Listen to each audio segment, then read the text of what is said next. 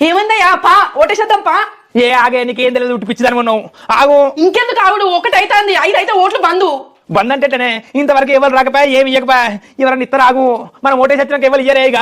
ఇంకేమిస్తారు 3 రోజులు అవుతాంది ఎవరన్నా ఏమన్నా ఇస్తారు కావచ్చు అని ఇంటి ముంగట నా గుమ్మం దగ్గరనే కూర్చొని ఉంటాను. ఆన్నే తింటాను ఆన్నే వంటాను ఆన్నే దొమ్మలు కొట్టుకుంటూ ఉంటాను. ఇంకేమిస్తారు 3 రోజుల బట్టి ఇయ్యండి ఇప్పుడు ఇస్తారా? ఏ ఆగవే ఆగు. మనకే పరీక్ష పట్టినట్టు ఇస్తలేరు. ఈ ఇంటోళ్ళకి ఇచ్చిలట ఆ ఇంటోళ్ళకి ఇచ్చిలట. మనకే మరి మనం ఏమనిపించిందో వాళ్ళకి మనకే ఇస్తలేరు పాడుబడి. ఆగే కాసేపు ఆగే. ఆవిడెక్కడిది 3 రోజుల బట్టి సపదాకా కూర్చునే బదులు పనికి పోతే రోజుకో 1000-3000 వచ్చు. నన్ను ఎటు పోనీయకపోతే అయితే నేను కూలి పనికి పోయినా రోజుకో 500-1500 వచ్చు. మంచిగా 3 రోజులలో 4500 రూపాయలు సంపాదించుకుందాం. ఏదో ఉత్తగచ్చే పైసల కోసం 3 రోజుల బట్టి ఇక్కడనే గుమ్మం దగ్గర పరిగప్పుడు కాయవర్తివి. నడు ఓటేద్దాంపా. అయ్యో అయితే ఎవరు పైసలు ఇయ్యరంటావా? అంటే పైసలు ఇచ్చిన వాళ్ళకి ఓటేస్తావా? ఏ కాదే పైసలు తీసుకున్నా ఇష్టం వచ్చిన వాళ్ళకి ఎత్తా గానీ నువ్వు గట్లెత్తవని నీకు ఎవరు తెచ్చిత్తలేరు. అయినా ఉత్తగచ్చే పైసల కోసం ఎందుకు చూస్తావు? కష్టం చేసుకుని అంతకన్నా ఎక్కువ సంపాదించుకోవచ్చు. ఓటేసేద్దాంపా నడు. అయ్యో అంతే.